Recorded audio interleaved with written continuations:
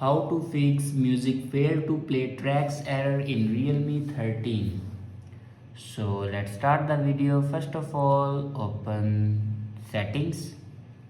In settings, scroll down and here you can see the option apps. Now click on apps and then click on app management. Now scroll down and here you can see the music app.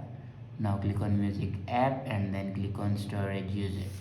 Now here you can clear the cache memory of your music app. After clear the cache memory, then go back to the main page and open Play Store. Now search here power RAM.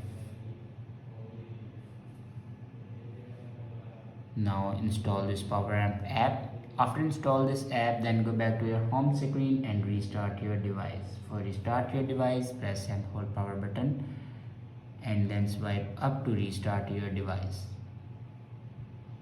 After doing these steps, your problem will be fixed.